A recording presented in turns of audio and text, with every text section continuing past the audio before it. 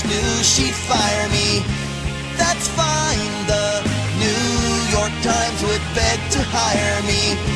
Till then I'd log alone. Blah, blah, blah, blah.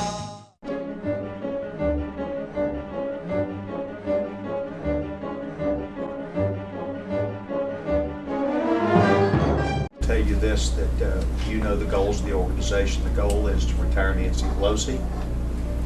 The organization here at the NRCC is all about playing offense, not defense. That we're wanting, needing, and expecting our team members that are current members of Congress to go about the same enthusiasm and vigor that got them here, that will keep them here. And we need them to play team ball with the understanding that there are delegations and individuals who are leaders, and we have people in all sorts of phases of their congressional lives. Some are at the beginning, some are in the middle, and some are at the end. But that we got to have them all win this next November. And if they will do their job, then we can very effectively do our job, and our job is to go win the 40 seats that it will take to win back the majority. Well, I think it's important to note that every conservative, and by and large, I think the country is moving itself to understand what media they want to listen to. We've got CNBC, we've got major markets, and then we've got Fox and others who are presenting a more, what I think is a balanced perspective. I think people already have an idea that something has happened up in Washington, and they're now trying to capture and understand, what would this change mean to me? How do they intend to do this? And what is the lasting impact, not just on my job, but moving forward? So the question then becomes how we are able to then give them continued coverage and information. Am I worried about the mainstream media? You bet I am.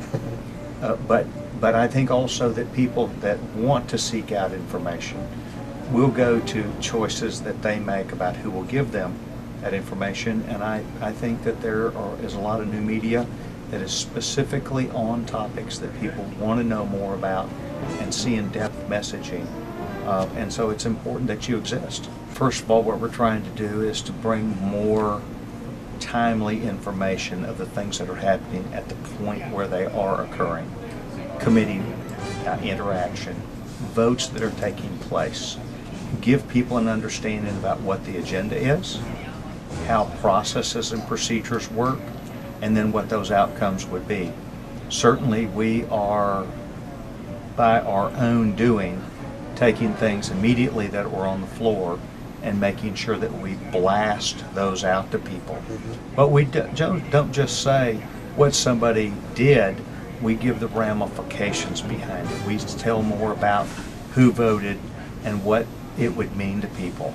And I think we're trying to feed more information to people who want to be students. They want to know more. It's not just a matter of who was for this or who was for that, but rather how this would work. And I think that that's what the NRCC has been very good at, is finding people who want specific information that gives them the depth of knowledge then to where they see what the impact would be. I think it's important to note that we have tried to turn people who were at home into students of a process.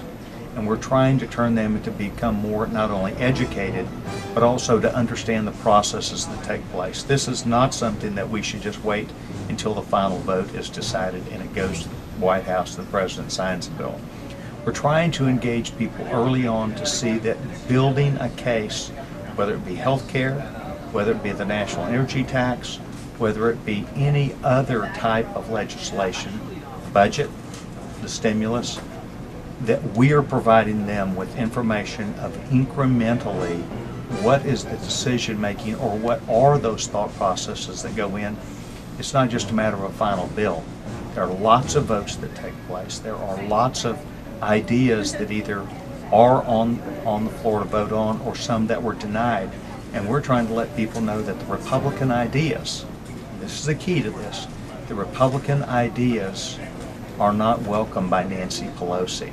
And regardless of what she says about being the most open and honest and ethical Congress, they are not living up to that. So we're trying to make sure that the votes that do take place in committee, which are Republican ideas, that the American public knows about them to where they can then say, I want to look at the two votes or what the issue was and to make a better determination about what my party stands for. And that's the last piece.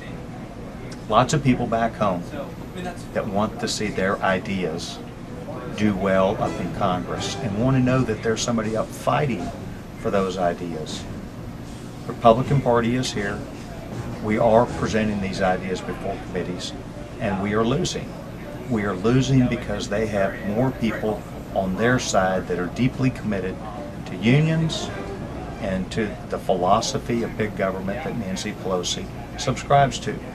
That would tend to have people, just like myself, back home who are students to say, you know, I need to get involved. I need to go talk to my member of Congress when my member of Congress is back home, and I need to actively seek them out. And by seeking them out, I need to then organize myself in a way where maybe 10, 15, or 20 people would say, look, we disagree with that. That's what these Tea Parties were about. These Tea Parties were about people unto themselves organizing out of a sincere understanding that the country wasn't going was not going the way they wanted. We're trying to provide people back home with enough information to where they can make a decision to then say, I need to support the answer that I think is best for this country. And it's not about bigger government, it's not about more debt, and certainly it's about more spending. And then we'll coalesce people to be students.